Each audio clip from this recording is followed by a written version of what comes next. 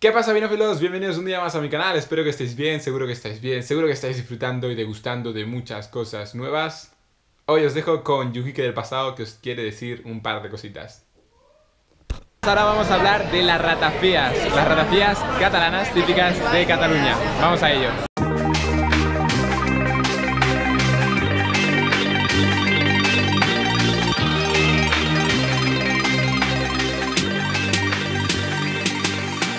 Estamos aquí con Àngel Porter.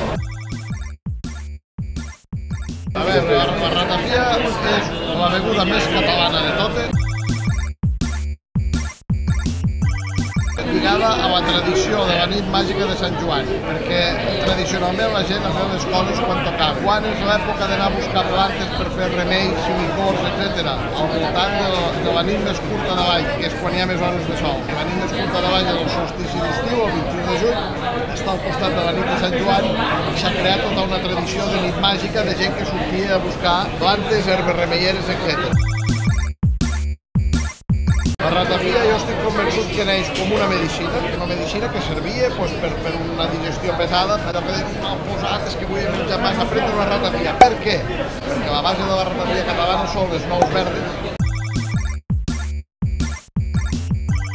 que la pell de la nou verda porta molts tanins, molt digestiva. Al portar tantes plantes, totes les ratafies acostumen a portar camamilla, Maria Lluïsa, farigola, per exemple, una que fem nosaltres de l'ermità porta fulles de presseguer, que també són molt digestives. Per això la ratafia neix com una medicina per la digestió. Una beguda de després de dinar, que és això, digestiva. A l'origen del seu nom hi ha una llegenda que s'explica d'uns bisbes que es van reunir i van arribar a acords molt importants, i van portar ratafia per celebrar-ho i van dir què és això, diu no ho sé, no té nom, diu doncs hem de batejar aquesta criatura i van dir ja està, rata fiant, que en llatí vol dir s'ha firmat o s'ha arribat a un acord, perquè els bisbes havien arribat a un acord. De tota manera, Joan Coromines, que deu ser la persona més important que donava la llengua catalana, diu que la paraula ratafia ve del vocable tafia amb T, que és el nom amb què els natius criolls de les Antilles Occidentals designen els aiguardents. Nosaltres sabem que n'hi ha a Suïssa, Itàlia, França, Polònia i fins i tot Estats Units, però no se semblen de res a la d'aquí. A França la ratafia és el que seria una mistela, tant un aperitiu.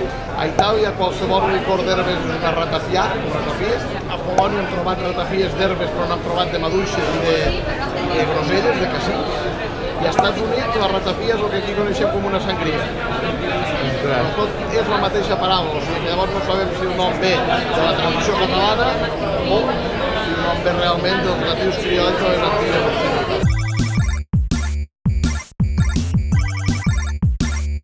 Es va fundar l'any 1883. La nostra família, el pare fa uns 70 anys que va començar com a treballador, es va fer soci de la família que ho portava i va acabar comprant tot. Ara som la tercera generació, després del meu pare som el meu germà i la meva dona i ara ja hi ha un dels meus fills. L'any 1964 va començar a fer la ratafia dels Reiers, on va juntar la tradició de fer ratafia a les cases amb l'ofici dels Reiers, que era l'ofici a Catalunya de baixar la fusta pel riu, perquè el meu avi baixava fusta pel riu des del Pirineu fins a Tortosa. Llavors va unir les tradicions. I nosaltres ara hem continuat fent la ratafia amb la recepta del meu pare i estem fent també altres ratafies. La ratafia tradicional s'agafa les nous verdes i les plantes, posen en una garrafa d'anís o d'aiguardent i es deixa 40 dies a sol i serena. Vol dir que hi toqui la calor de final de juny, de juliol i d'agost. Passats 40 dies es considera que el licor està acabat. S'agafa un drap de cotó, es filtra i es posa en botelles de vidre fins a l'època dels panellets o dels torrons, que s'acabi de fer. A casa nostra, el meu pare, des del primer dia, va començar un sistema on barrejava maceracions i destil·lacions de plantes. Aromatitzar el cos per maceració al fred o per destil·lació en calent. I després ho ajuntava per fer una ratafia. Quin avantatge té el sistema del meu pare? Que qualsevol dia de l'any pots fer ratafia.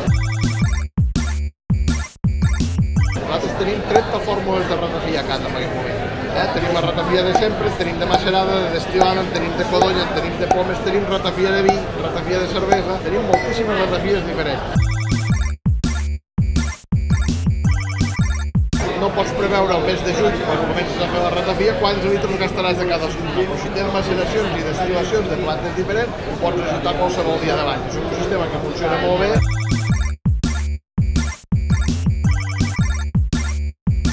La destil·lació fa que la ratafia sigui per un costat més suau de sabor, però el sabor sigui més persistent, duri més. Ara que quan fan còctels ja sembla que no saben què posar un còctel, que estan un resultat, han descobert la ratafia, perquè hi ha ratafies de 17 plantes, de 30 plantes, de 20 plantes, dona molts matisos en un còctel. Però si és una ratafia només macerada, com deia el meu pare, queda morta quan es barreja.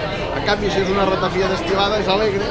El meu pare deia, posa el vigel que és alegre, aguanta aquesta ratafia destil·lada. Persisteix molt més el sabor. Y ahí acabamos. Espero que os haya gustado el vídeo de hoy. Si os ha gustado el vídeo, darle al like. Si no os ha gustado el vídeo, darle a dislike. Si queréis más vídeos como este, solo tenéis que dejarlo en los comentarios. Y ya sabéis, descubre, prueba, disfruta y sonríe. Chao.